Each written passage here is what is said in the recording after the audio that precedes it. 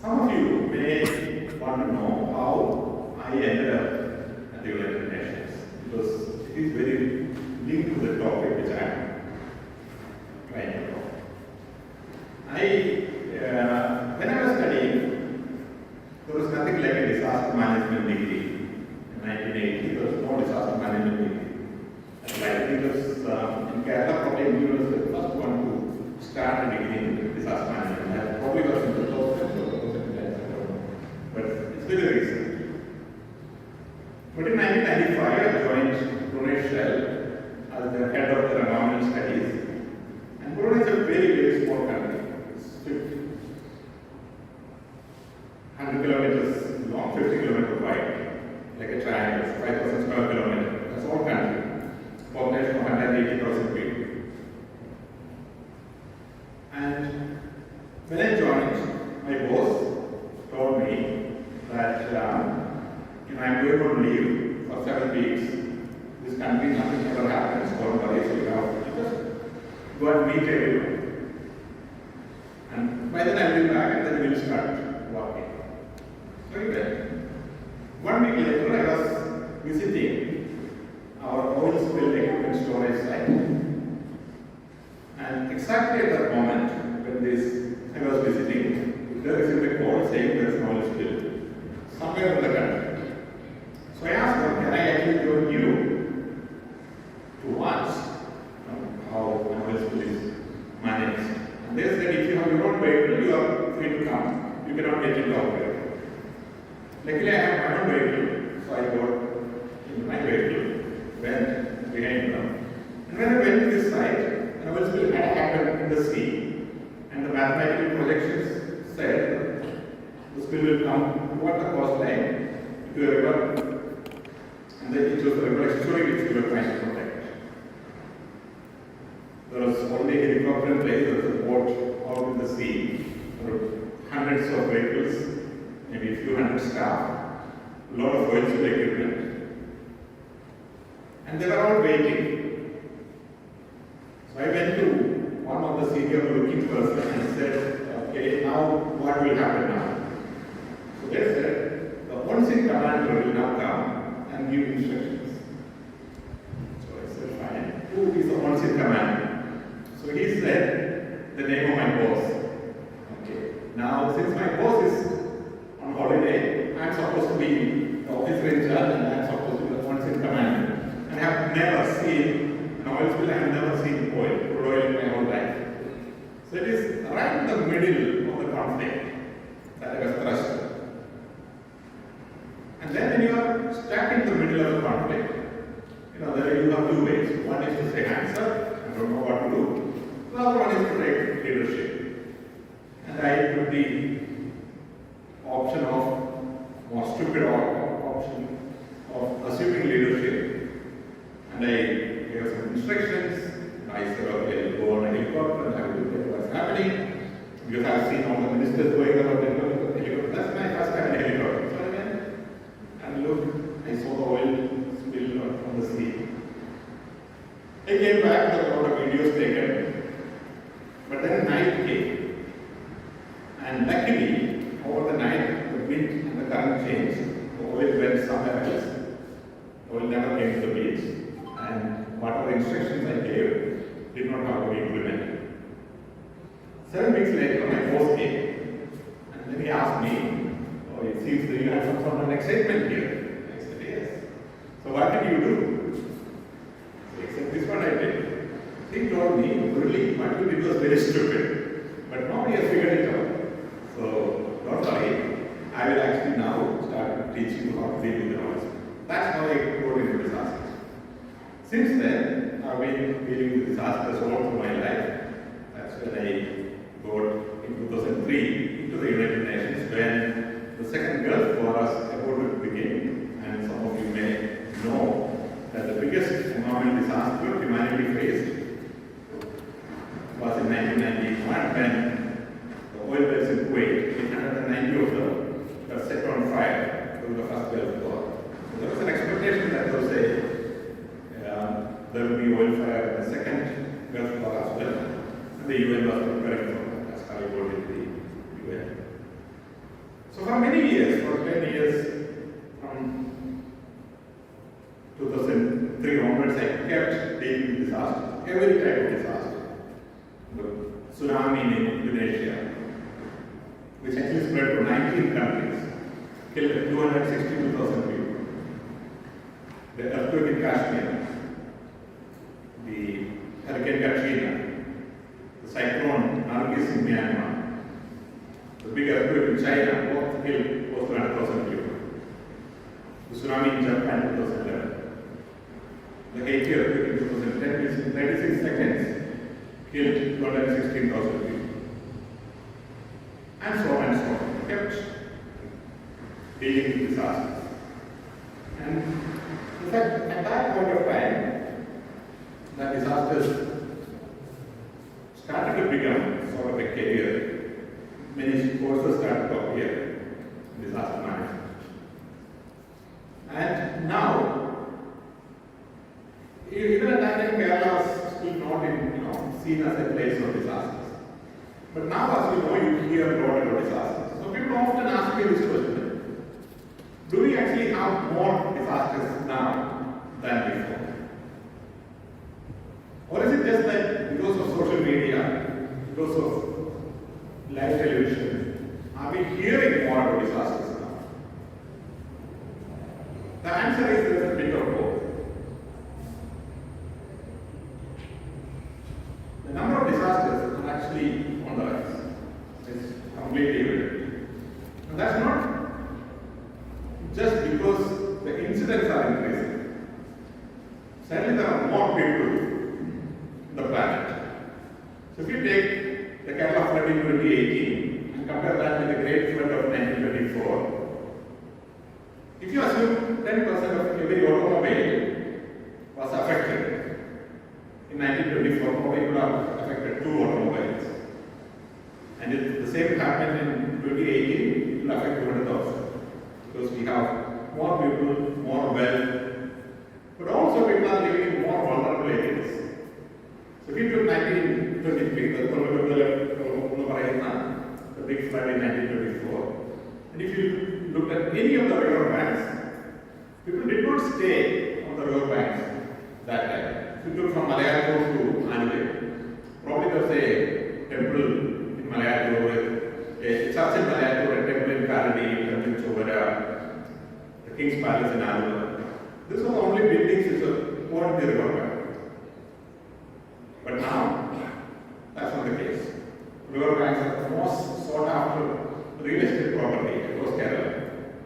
So people are living in more vulnerable areas as well. So more population, people living in more vulnerable areas. So even if we have the same number of incidents, the same amount of flood, more people will be affected. There will be more disasters. But climate change is magnifying this. Climate change is not bringing new disasters. Climate change is not bringing any disaster which we don't know. Drought is something which we know. Flood is something which we know. Cyclones we know. Glacier melt we know. So there is no new disaster which climate change is bringing. Climate change is more like a magnifying glass. So it is magnifying everything. You take cyclones, it is making cyclones stronger and more frequent. If you look at drought, making drought more frequent, more potent. It's magnifying both ways. It's certainly increasing the number of glacial outflows. So climate change is increasing the number of disasters across the world. So much so that 80% of the disasters which the United Nations is handling in the last 10 years is one way or the other related to climate disaster. Increasingly floods, but also droughts, cyclones. And scientists are absolutely unequivocal, very clear that this is not going to get better, it's going to get worse. In fact, if you do, many of you are younger than the first IPCC report which came out in 1991. The first IPCC report itself had predicted, that itself was concluded that climate change is real and there is a discernible human footprint in it. and we have been trying to negotiate, trying to have protocols, agreements, but 30 years later, we are still negotiating, agreeing on protocols and targets. But whatever science has predicted has happened. Year after year, we are having the hottest year again and again. If you take 10 most hot years, happens to be the last 15 years, ever, the recent period. This year in Europe, unheard of. Europe, UK had 43 degrees centigrade. I sit in Bonn, right next to the Rhine River. Rhine River is at its lowest in 40 years. So much so that ships cannot pass anymore. Drought used to be an issue of mostly developing countries, but Europe is having the biggest drought in the recent history. So climate change is clearly not only real, but also widely across. And our efforts to control, adapt, mitigate climate change is not catching up. In India, it is really not a matter of public concern. It should itself be a matter of concern. But in Europe, primarily because of the effect of Greta Thunberg, it is a big issue affecting the young children. So much so that there is an entire disease called climate anxiety. The psychologists across Europe are flooded with young people going to them and saying they don't know what to do, they don't know why they should leave. If whatever the climate scientists predicted in 1990 is coming out true now, whatever climate change scientists are predicting now would come true, and what this climate change scientists are predicting is actually absolutely stark, that we could potentially have 4.5 degree rise in temperature if we don't act. We are trying to keep it below 2. We are having an ambition to bring it below 1.5. But if you don't act, or if it triggers some of the natural feedback mechanism, it will go to 4.5. At that point of time, the cyclones, the floods, the rains, everything will be so supercharged that the planet will become almost unlivable. Could that happen? And if whatever happened predicted in 1990 had happened now, whatever is predicted now will happen, and that is pushing people into a very, very different trajectory. Young people are very worried. So they are acting against it. Unfortunately, in India we don't see that as much. I wish it was the case. And this is where environmentalists and disaster management experts also have a role. In addition to just managing the crisis, we should also look at spreading the word on this disaster. There's one thing which COVID taught us.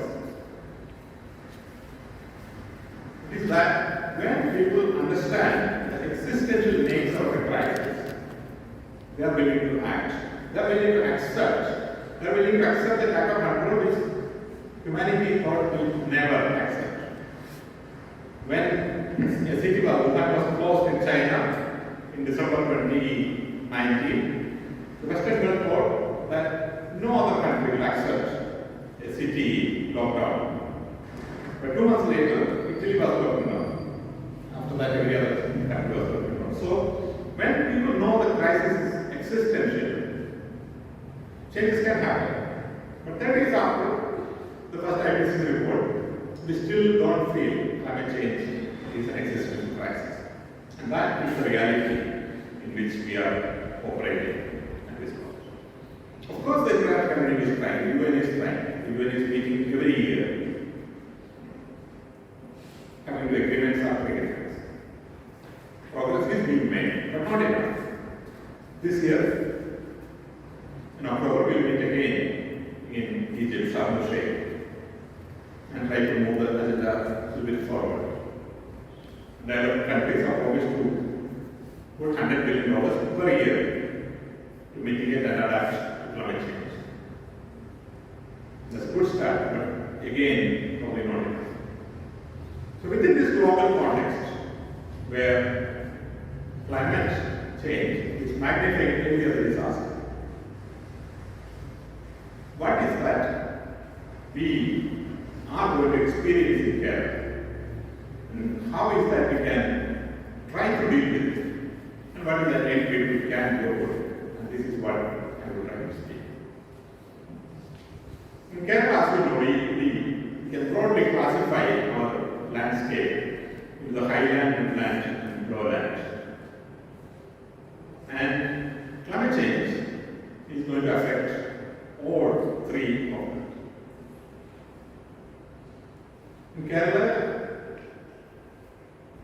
the most obvious impact, which has already seen, is flash floods and associated landslides.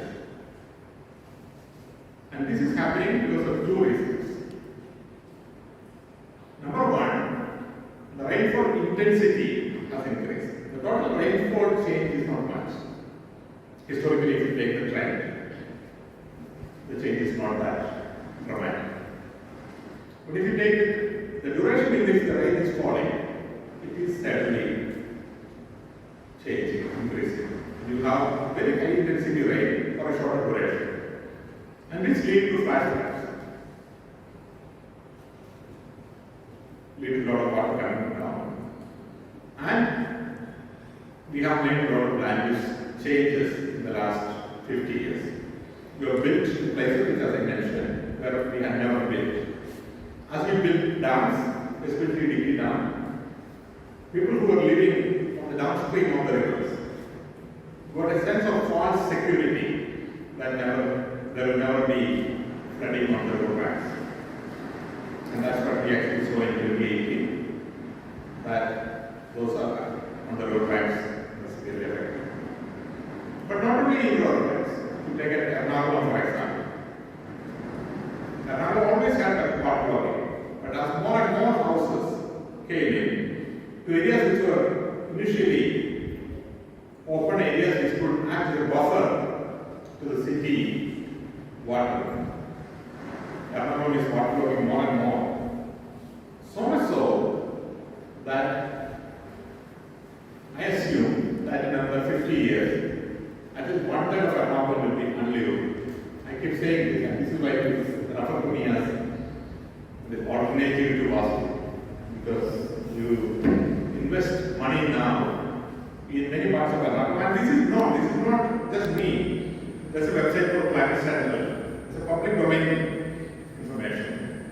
You go to Climate Sentinel and you download the map of Kerala, you will see what are the scenarios where water will reach in 2050, 2070, and 2100. Now, many times when we talk about dates like 2050, 2070, 2100, people don't take it seriously. People think it's like too far ahead in time. But I can tell you that time goes very fast. When I was speaking to the Kerala Assembly in 2017, about climate change, I told them about what will happen in 2050, what's likely to happen in 2050. Then I told them that you may think 2050 is very far, but if you look back, 2050 from 2070 is 33 years. If you look back 33 years, which is 1984, then all of us, most people in the assembly were of course alive, and many were active in politics. Many were already MLAs and ministers by 1984. Most of them would recall 1984. No, Operation Booster and Amritsar, Mrs. Gandhi, the Bhopal incident, Los Angeles Olympics, all of them they could recall. So I said, it is that recent in your memory. So it is that fast that 2050 is going to come over here. And you have very little time for that. You may think you have a lot of time, which is not. So clearly, waterlogging in Ernakulam is going to increase. Just by changing the land use. But you have to top it up with the sea level rise, which is also happening. Which means will not happen. Which means even more time to achieve the water law. So instead of achieving water law for 10 days a year now, it will be 100 days a year. And life will become unlivable. I said the same about Kodana. I was invited to a meeting in Kodana. And they told them that probably you should not invite me, because if you invite me, I will tell you that Kodana as a place of living is probably undefendable. And this will be very unpleasant way to tell in an audience, especially if people who are sitting there from Kodana. So they said, no, we are okay to listen. So I actually came to Kottayam. I think the Kuryakos Kapundaseri Bishop, Kuryakos Kapundaseri Memorial Lecture. And I told them that, and again this was before 2018, that Kodana already, as you know, is below sea level. The sea level is going to rise, for sure, for certain. This is not if or what going to happen. The rainfall intensity is going to increase. The river discharge will come down. And Kodana, which is currently, life is disturbed for probably 15 days to a month, will become disturbed for 3 to 6 months. At that point of time, it is no longer a convenient place for habitat. Now, this is reality. This is not something which you can wish away. This is not a present message for people in Kodana. It's exactly the same case with the coastline. Our coastlines would come into us. And a lot of people who are living in that area would be affected. They will have to be affected. We can try to defer it by 10-year, 20-year by putting concrete walls. But the constant battle between sea and land, sea is the villain, unfortunately, to our discomfort. So if we have to win this battle, we have to work with nature, not against nature, and that's where all nexus come in. If we have to have a sustainable Kerala, we have to think now as to what is likely to be the Kerala of 2100 under various scenarios. Under climate 4.5 scenario, under climate 2 scenario, climate 1.5 is something which we can act. So when I was in UNAM, when I had got an opportunity after the 2018 flood, we managed to do a comprehensive climate change linked flood mapping of Kerala. It is now available in public domain. The Kerala State Disaster Management Authority site, as well as in, I think, the European, one of the European universities as well, put it in the modeling. And you can see for any district or village where changes are going to happen and how areas are going to be flooded. And when we make investment decisions for private and public, you have to think about in 2011, November 2010, I had to travel to Bangkok. As the flood was coming into Bangkok, I had to travel there, try to advise the government how to deal with it. And Bangkok is a very similar situation to Kerala. So they had the upper hills, they had the paddy field, they had the coastal area. Now Bangkok also had a defense wall around it. Bangkok is a very capital city, historic city, important city. So the government decided not to open the city walls and let the water flow, which meant at the same time the dams were full, so the dam operators opened the dams. So the water got locked the midland between the hill as well as the city wall. And it was flooded for a few weeks actually. And like in Kerala, washed down in a few days because it was closed down, got locked. And this is something which I had to handle. So when I came back,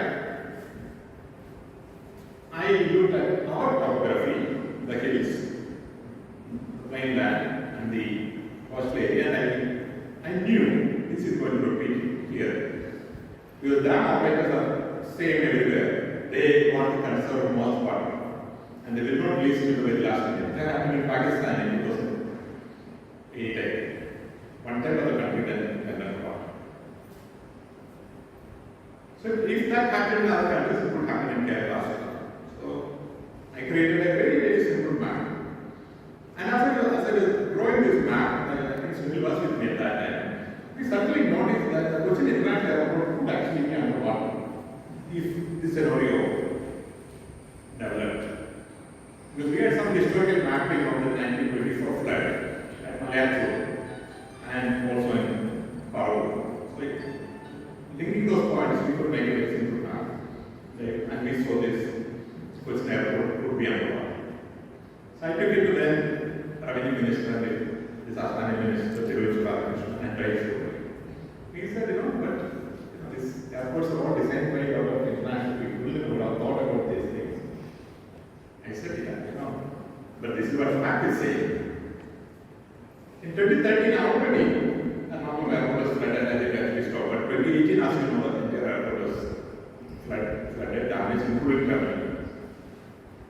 So the point I'm making is that we are now able to tell the world what will happen in Kerala in 2050. Which coastal areas are vulnerable? Which cities are vulnerable? What will be the future of Kutanad? What will happen after the hills?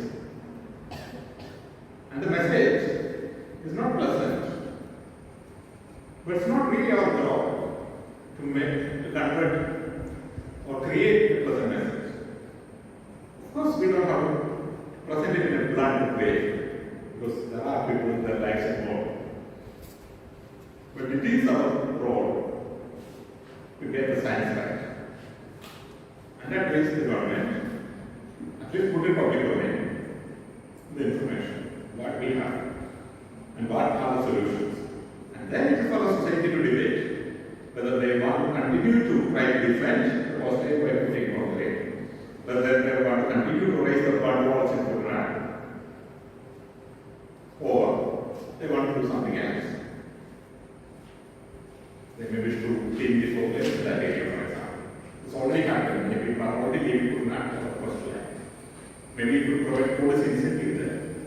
Maybe we can change the land use in Arnapur so that many of the areas which were once open wells, open ponds, then converted into housing, could be put back into open areas.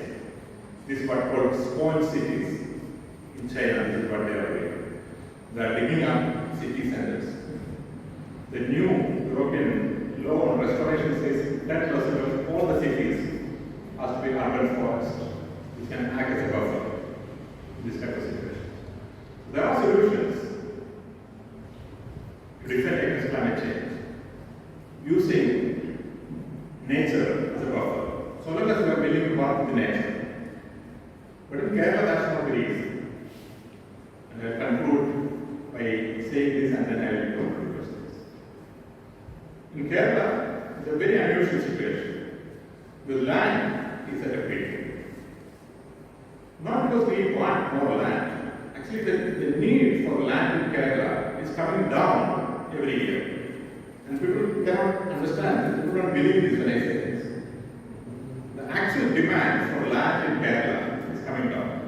In 1960, we had 800,000 hectares of land used for paddy. In 2010, it went below 200,000 hectares. 600,000 hectares is not needed anymore. Our food security has increased in the meanwhile. You drive around Kerala, everywhere you see unplanted paddy fields.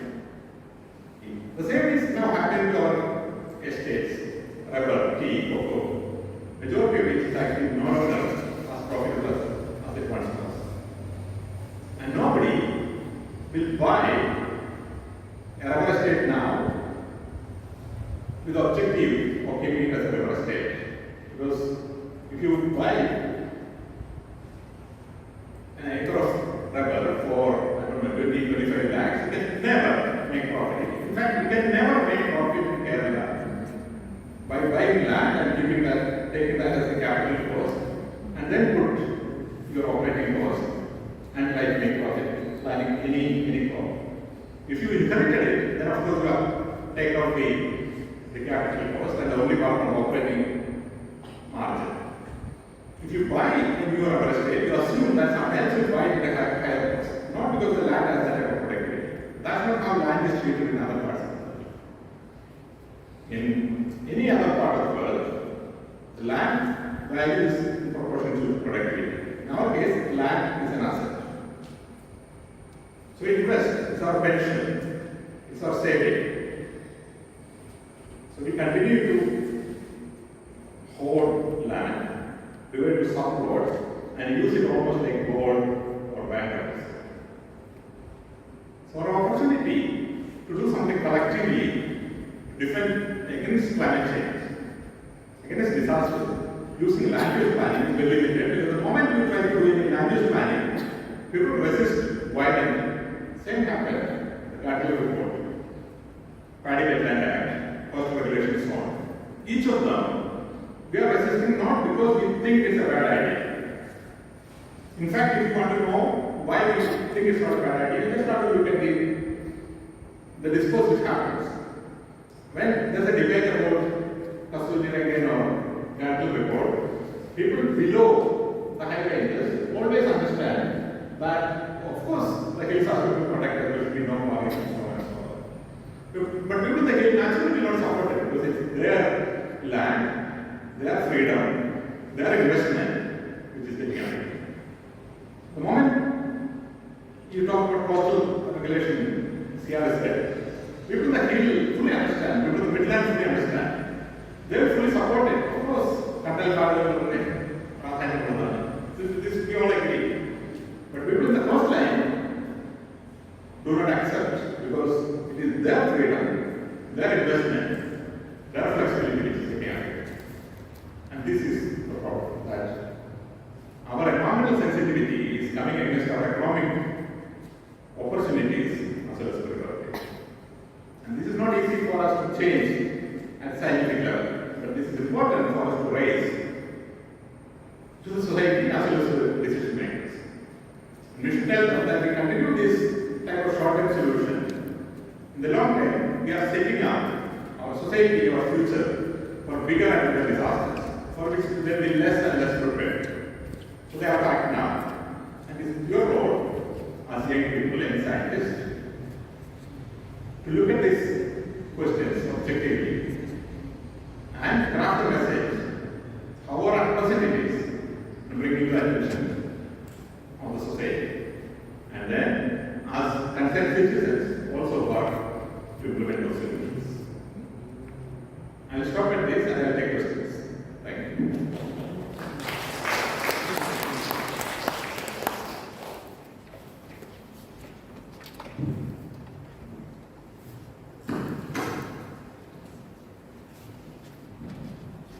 Thank you, sir, for your valuable words. Now we have some time here for the interaction. Audiences can ask questions.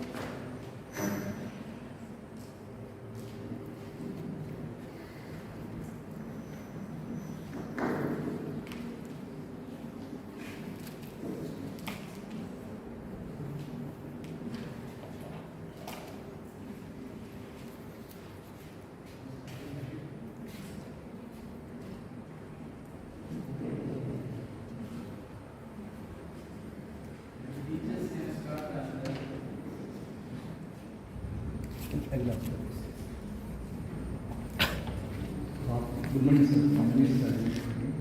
So, you mentioned an important point here. Always environment sensitivity is against our economic opportunities.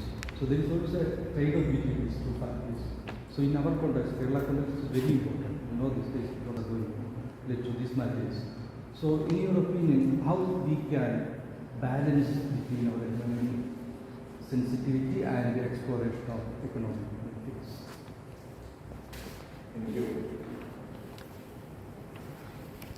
In a way, it has to be addressed. It has to be addressed at the social level, at the government level. For example, if you were to take the Garfield Community Report, for example, it has got a lot of flack. the way it is implemented, the laws would be governed by those people in the hills, those who have land in the hills, essentially. But the benefit of implementation of that would accrue to all of Kerala. Everyone would benefit by having undisturbed thing, no landslide, the water towers are intact. And this is unfair, that why should I lose for the whole society to benefit? So the role of the government there is to be act as a mediator and say that your private laws would be so compensated like a collective effort of the society, so that everyone chip in something to protect your laws. Because some people will lose any law, any project, some people will lose. This you can't have. You cannot do anything without nobody having anything, but nobody losing anything, including maybe losing their place of living. Even if they can be provided another place, they do have a sentimental attachment to the place where they go. So it is for a society to absorb that larger price, collected from the rest of the society, and then compensate visibly. That's only way we can address this.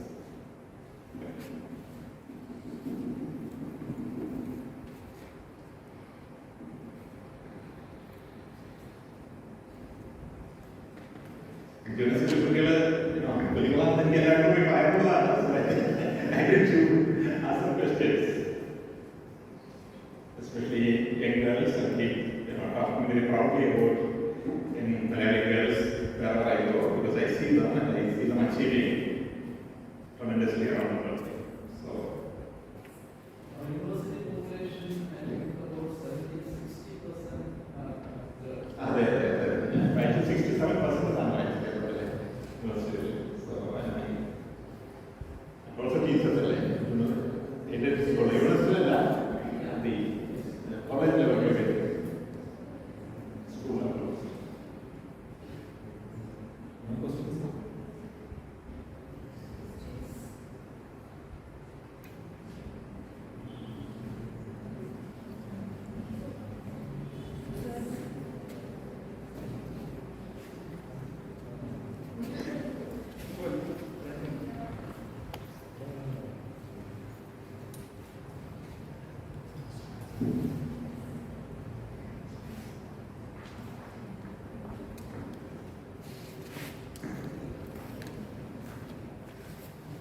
So we were saying predictions of 2050.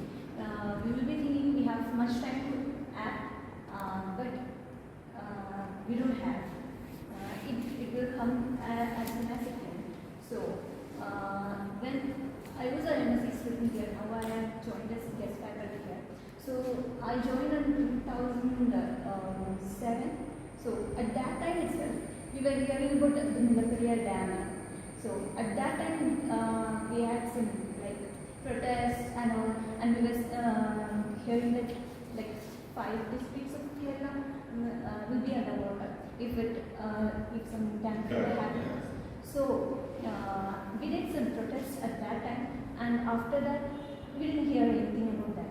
And in this, we are standing in 2022, and we don't have much idea about, and I don't see any research and all happening about that.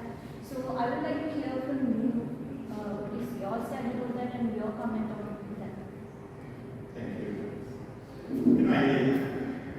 I must have addressed this question, at least 1,000 times, because every place I go, people want to hear this answer. And it's not a very complicated answer, but it's very difficult in Kerala to be very objective on Muralee.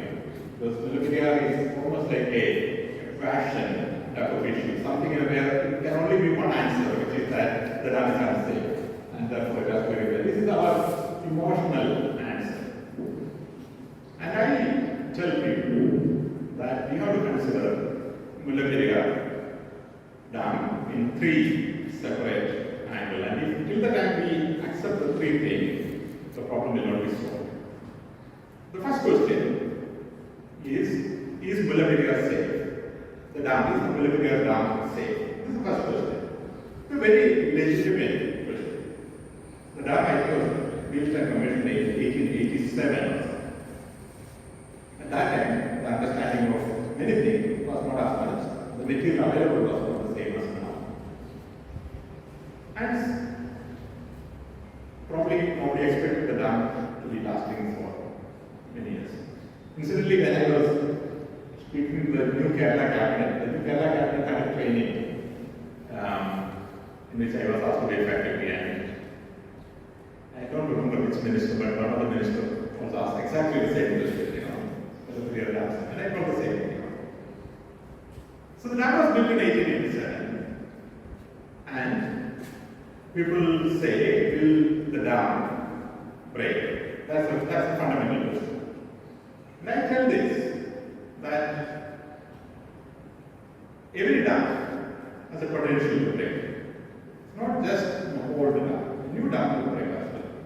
Actually, there's a dam being built in Chile right now, which we are worried about because it's not massive. The dam which we in the UN was most worried about was a dam in Iraq called Mosul Dam. It was called Saddam Dam at some point, and also called Mosul Dam. You can Google for it. It was built in the 1980s. But now, it's very unsafe. And it has a potential to break, and then flood, even power, and a lot of it would happen. So it's not really about age. And I tell this half jokingly, that the dam is also almost like a marriage. പെണ്ണുകെട്ടുന്നതും അണകെട്ടുന്നതും എല്ലാം ഒരുപോലെയാണ്. അപ്പോൾ എന്ന് പൊട്ടും എന്നുള്ളത് എന്ന് കെട്ടി എന്നുള്ളതിനെ അനുസരിച്ചല്ല, എങ്ങനെ അത് കെട്ടി ചെയ്യുന്നു എന്നുള്ളതിനനുസരിച്ചിട്ടാണ് നിൽക്കുന്നതെന്ന് പറയുന്നത്.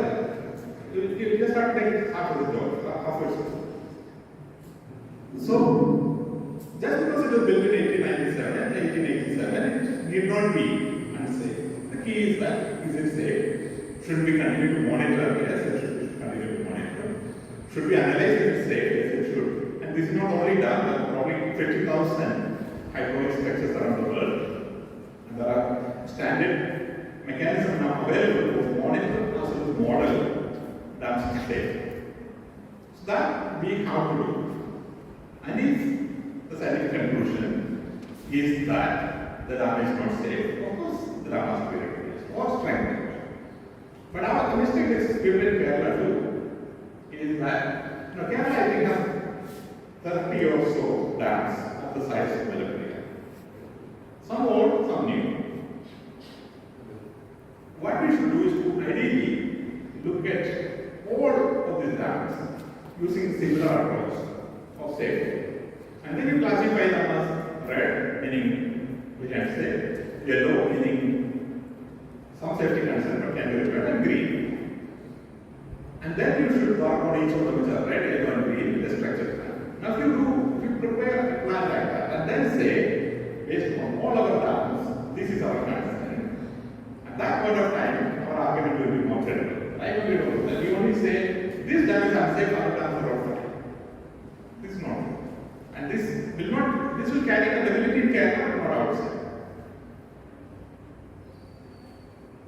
Now let me tell you something. The European Restoration Bodies just came out in June 2020. There is one provision that 25,000 kilometers of river has to be opened to free flowing again. This is what they are talking about restoration. So the dams will go in due course. Not because of their unsafe, just because the time has changed, the time of hydroelectric has changed, and people have more concern about river and ecology. In Europe, if you actually have to build a dam even now, you have to create what we call a fish ladder, by which fish can migrate from downstream to upstream. I don't know if you have ever seen one. If you have not, you should Google it. So however high the dam is, there has to be a series of small tanks through which the fish can jump. It's just enough difference between one tank and the other, so that the fish can jump from one to other. And now there is a law saying that every dam should continue to have a minimum flow, it's called the environmental flow, allowed. The dam should not cut off a river like that, which is what we have done. If you go down below the Vikians dam, like the river on the other side, nothing on this side. Totally, the river finished. That's not how river is to be treated. In New Zealand, They are first was saying that the river has the right in itself. The river has the right to flow. The river can sue for its right. Or someone has to sue, but the river has its own right. So this is where the world is going. So these changes will happen. But I also want to say that thing as to why Muralee is such a emotional issue from Kerala. Because when the agreement was signed between Kerala, then Transport and the British, of course it was not a, when you have somebody ruling and you are signing an agreement, you don't always get the most favorable terms. So the terms are not very favorable to Kerala as we have to look at in the modern context. If you look at the total amount of water, money which Kerala is getting for given water, and the benefit which Tamil Nadu is getting, probably is much disproportionate. And this is something which everyone knows. But I say that if you were to think objectively as to what happens to all the water which goes from Muralee or any other river from Kerala to Tamil Nadu, and if you take the water balance between Kerala and Tamil Nadu, who is the net importer of water? And you can do this calculation. If you take one kilogram of chicken, there is something called an embedded water. 1 kilogram of rice, I think 1500 liters. 1 kilogram of chicken, I think is equals to 500 liters. If you ever have this calculation, then Google it and find out. So if you look at every kilogram of tomato and chicken and potatoes and flowers that is coming from Kerala, multiply with the embedded water, and you calculate every liter of water going from Kerala to Tamil Nadu, probably you will see that we are importing water from Tamil Nadu. If you think that way, then the economic cost is not significant, because any increase you put in this will be costed in the product which you are buying. So we will actually pay twice for the water. And once the Malayali community understand this, the passion will come down, and then they will come to the bottom issue of is the dam safe, which is a much trivial question to answer. Right now, because these three things are mixed, we make it emotional, and then nobody can make an opinion, either scientists or lawyers or judges, without people protesting in front of the classes, which is unfortunate. Thank you. No question. Sir, you have mentioned about the library page of Kerala in 2015. So what are your suggestions for the students as an expert? What can we do today? Students, 3 levels. Number one, as you know, all of Europe, for Fridays for future. This girl, Greater Roosevelt, just stood outside her school on every Friday. She just went to stand outside her school. She will not go to school on Friday. And basically say, my future is not, why do I go to school? Nothing other. I am going to this horrible climate scenario. So why should I go to school? That has now become a big movement. The youngest people, the young people, the generation 60 to 25 in Europe now, is the most politically aware generation in the last 100 years. Never, ever in European history, young people have been so active and interested in politics. So much so that they are rolling back legislations. There's a recent case in Germany where the young people forced the government to set a different standard than what the government was prepared. So that simply activism, this is something which we are not at all using in Kerala. We agitate for almost everything, but climate change is not something which we fight. This is your future. Like, we can fight for everything else, but that's only when you have the basic groundwork. So that's the first level, that you should actually be understand about your future. What type of future are you getting? How can, what decisions which other people are in power, this is what Greta Thunberg does. If you do UN hands, look into the eyes of the presidents of the most powerful countries of the world and say, you have failed. They look into our eyes and say, you have failed as well. And she's right. And we should have that kind of activism. Number 2, as scientists, you scientists do. We should look at each of these issues which I mentioned. Kuttana, predict what happens in Kuttana in 50 years. The most controversial issue going on in Virginia now on the coastline. The coastline is getting crowded, communities agitated. There is some science there. Someone has to put that science, someone has to study that science, and it will come with a conclusion. The conclusion will not be favorable to everyone. There will be multiple conclusions.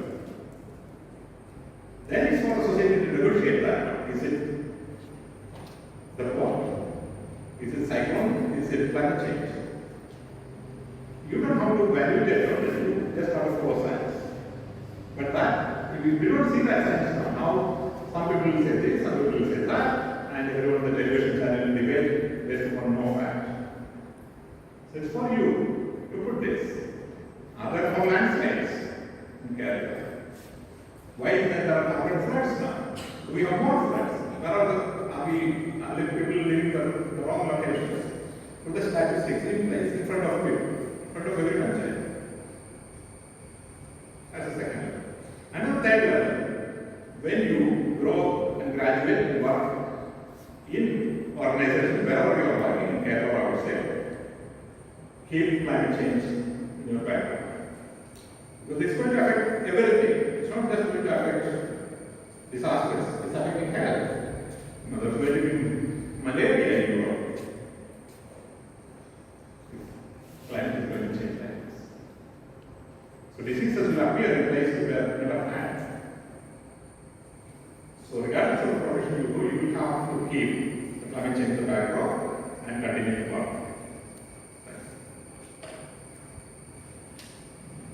Any more questions?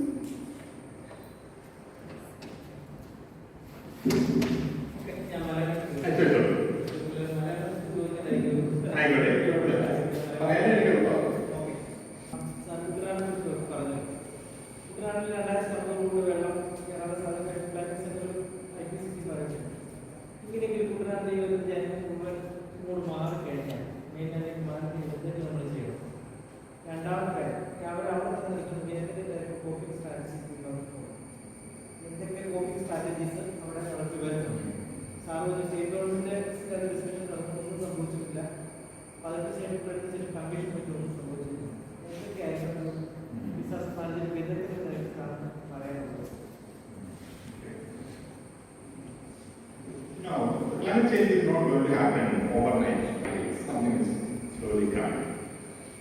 So I'm not recommending the government rule saying that people would not should leave, would not by this date. This is not what I'm suggesting. I'm suggesting, do the proper mathematics, proper modeling of would not based on the best tools available. They are not perfect. But as I say, all models are wrong, but some are useful. Try to do something useful. And tell people this is what is going to happen, so that they will have that information. And then, people already know this. Much before scientists said, people already know that. If you look at houses in Kuttana already started to come up on stills compared to that. And this is something which not the government brought those models, users to come. So there are things users are doing. If you look at the population of Kuttana is already thinning, not living. The young generation of Kuttana, not to live in Kuttana, for not only because of climate change, but because they are not into farming. So thinning of population is already happening. What we should do is to have policies which support this. If the government were to raise the control by another group, it creates some sort of false security in the community that they put their investment behind those protective walls, which make it even more difficult for them to leave. So instead, if you have to say that, look, things are going to be bad, we will not do any more investment here, but for those who are wanting to move, willing to move, we will facilitate those things. And we can say, create a land bank and program, for example, where anybody who wants to leave could sell it to this central bank, which can then convert to other land use and so on. And the society, total cost base for it is what I also meant. It's not just It should not be a problem of those people in Tamil Nadu. The historical reason why Kutanad was created is not relevant. Kutanad was created, Kutanad was not a place for habitat, Kutanad was not a place for farmers. Very recent, less than 300 years. It was created because of acute shortage of rice in Kerala, poverty, and Kerala was a poor state, and you have no other way other than to farm in this place, is not meant for farming. That is not the case anymore. As I said, our rice cultivation has come down drastically. The rice area has come down by 70%, but our food security is improved. So we don't have to depend upon the rice crop of bananas. That's all over. So it is to create this incentive for people to move, not put any more additional investment in the government, and by following government leads, the private will also come down. And eventually, the number of people is a society will not handle in 2050 in an evacuation situation would be 10% of what is now, which the society will be well prepared now. Instead, if we were to continue to do the investment now, the people will stay, more people will come and invest because of the goods, etc. Then you have a bigger problem to solve for the next generation with the lesser resources. That's what we are about.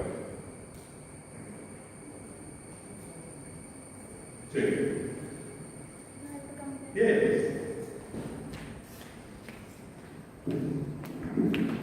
Actually, not a question, it's just a concern. Right.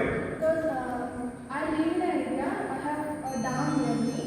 I live in Neya Dam. So, up to 2018, we were not concerned about floods because I have a 2000 kids, so I have not even heard about floods. My father, they have experienced the 90s, they have experienced a flood, but I have not experienced any such kind of flood. So, in 2018, we had a landslide in the mountain area and we had floods. And after 2018, each Keralites are concerned about rising water levels each and every monsoon. So my concern is that will we have a future in which us Keralites would not have to think about the rising water levels and not water floods, or we just have to think, we would be concerned that this will happen and we have to cope with it. Will there be some time that it will not happen? Very good question, actually. The sociology of disasters say that the social memory of a major disaster is one generation. It is about 30 years. So the society will keep thinking about this in their memory for 30 years. After that, they will start to forget. And this is what happened. The it's 1924. I remember when I was young, everyone will talk about the level. And then by the time you are done, they probably never had so they had failed away from it. Which is actually a problem as well. Because some disasters which are recurrent, such as flood, the social memory, because it comes back in 50 years, 100 years, etc. The social memory is stronger compared to tsunamis, for example. Tsunami comes in once in 1,000 years. So the social memory is sort of completely finished. By the time the next tsunami will come, the earthquake coming in interval of about 80 to 200 years. Again, the social memory failed by then to rebuild the house. Haiti, for example, I mentioned 260,000 people died 36 seconds in Port-au-Prince in Haiti. The same city was affected by the earthquake in 1801. Same thing happened, but in 12 years people are completely forgotten. So if you are to ask whether the society will forget, the answer is yes. The society will forget. But whether nature will forget now, flood will unfortunately always come back. And climate change, what is going to do is to make it more frequent. So what happened in 100 years before will now happen in 40 years. What had happened in 50 years will now keep happening in 20 years. So there will be more floods. This means that we will not have enough time to forget, because by then the next flood will come.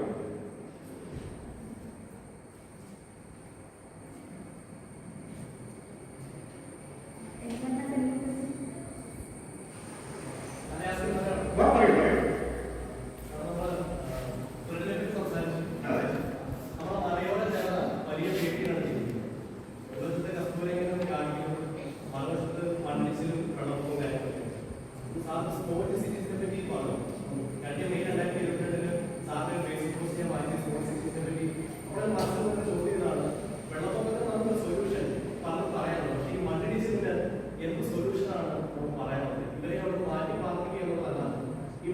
കുഴപ്പം ജീവിക്കില്ല. ഇനി disaster is it possible in Kerala? സാറിന് ഏതെങ്കിലും രാജ്യത്ത് പോയപ്പോൾ അങ്ങനെ കണ്ടിട്ടുണ്ടോ? ഇത് മോഡലുകൾ കണ്ടിട്ടുണ്ടോ? ഞാൻ വാസ്തവത്തിൽ കണ്ടിട്ടുണ്ട്. ഡാവോസ് എന്ന് പറഞ്ഞൊരു നഗരമുണ്ട് വെച്ചാൽ നമ്മൾ പണ്ട് നമ്മുടെ ജീവനക്കാരുടെ പഞ്ചായത്തിൽ അവിടെ മീറ്റിങ്ങിന് പോയി എക്കണോമിക് ഫോറം നടക്കുന്ന നഗരമാണ്. ആ നഗരത്തിൽ മെയിൻ പ്രശ്നം അവലാഞ്ചസ് snowball fall and then wash down onto the community below. And there are a lot of people there. Davos മാത്രം കാര്യമല്ല, ആലൻസിന്റെ താഴെയുള്ള എല്ലാ നഗരങ്ങളിലെയും വിഷയമാണ്. So 150 years back, they figured out that one of the problems here is that there's no tree cover on the hill. And if there's no tree cover, the avalanche hasn't place to become even bigger. And there's no protection between the community who is living below and the snow which is there. So they started making some laws. One, they said that if there's a tree between the top of the hill and your house, you should not cut. And I have been told this, I have verified it. And the punishment, if you cut the tree, you will be killed. Just like that, like that. If you cut the tree between the top of the hill and your house, you will be hanged or something. I don't know if this is not true, but at least there are certainly some strong regulations to that effect. Clearly it started working, that there are trees.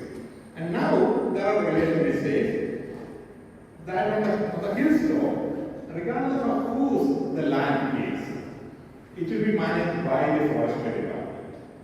Okay, so it may be your land, but it will be managed by the forestry. It also says that if you have a land, you cannot subdivide and give to your children. If you have two children, you can give either one of them, that person can compensate the other. Or they can give this other person can get more and give money to two children, but you cannot subdivide. Which meant that the land use between the people are staying and the hill and the top was protected. Now, Kerala, we can think of many of these land use restrictions, such as subdivision of land, which is one of our biggest problems, because right now we have 4 children. How small your land is? 10 cents, you divide it 4 and give it. 10 hectares, still divide it. Now, the problem is not just the 10 cents, the problem is the 10 hectares. If you have 10 hectare land for farming, and if you then subdivide into 4, or maybe if you have 2 hectares of land, subdivide into 4, each of them become unviable as a farming unit. So then you don't do the farming there. And this you can see it was here. And then you probably don't take enough interest in how to look after. This is one issue. The other issue is one of land tenure. If you have, and this is one big problem in Kerala, highlights. But then it's not very sad that there's a fear at any point of time the government will come, take over, etc. Now, if you have certainty about your tenure, what will happen is that you will plant, you will think long time about that crop, and you will plant crops which will take longer time to mature. If you have downwards your tenure, then you will plant shorter and shorter crops. You will plant Norata which comes in 20 years, or you will plant banana which is 1 year, ginger which comes in 7 months, or tapioca which comes in 5 months. These are not ideal from the landslide point of view. So what we have to do, and like in Kurunad, what's already happening in the higher ranges is that the number of people who are actually farming is coming down. Not because of any other reason, but simply because their young children are studying here in other universities.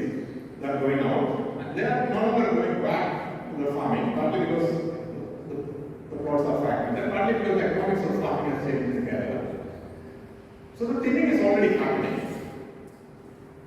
So what we have to now do is to support those development. and say that there are some areas which are clearly more prone to landslide. And this is now with new technology of artificial intelligence as well as Internet of Things. It is now possible to predict with a lot more accuracy where landslide will happen and when it will happen. And that's an immediate measure. But using an AI, you can also map the areas which are highly sensitive.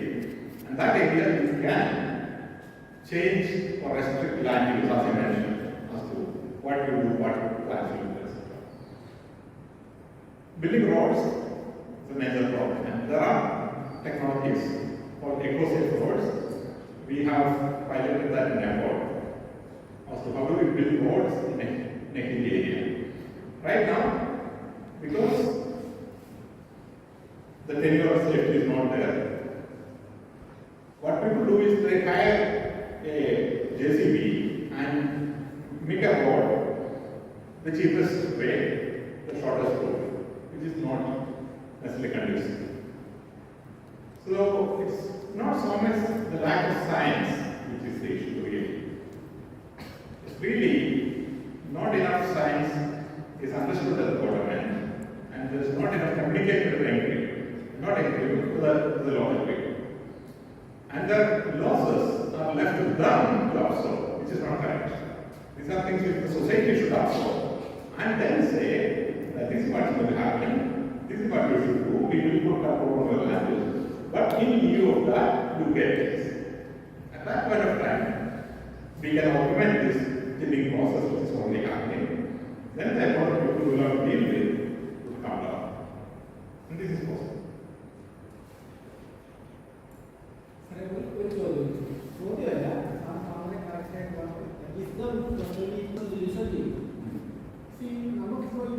Disaster problem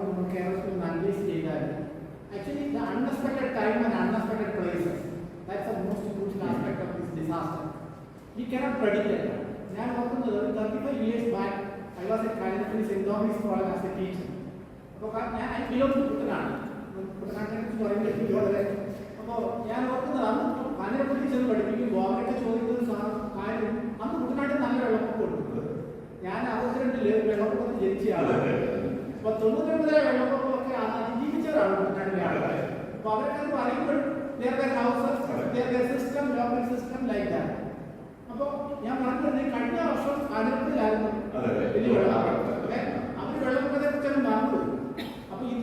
that can happen any place, anywhere, at any time. Young people don't see, for intensive rain, usually campus this will happen. Disaster management is a new world order has to come, that won't come easily. That has to come after only after some big, very catastrophe only, otherwise it won't happen. But I want to position the government. This will happen to anybody. What is safe place in the Killa? It's all the parameters. We are in Marikana, and we could not even go to National safe but it is not safe. After situation, preparedness is for everybody. After social preparedness, other than the government support to safe place, transfer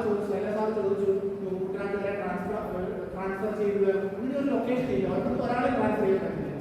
We have to accommodate that. We have to expect that and prepare. First of all, disaster management has to be community based and global. That's some solution. Other disaster disaster. I think to where I'm going. And I am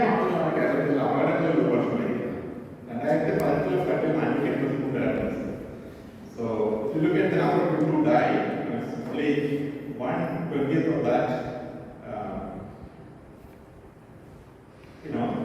Died in the flood. So there has to be disaster management has to be mindset which is across. It's also true that the best response is local. The UNO disaster management report to the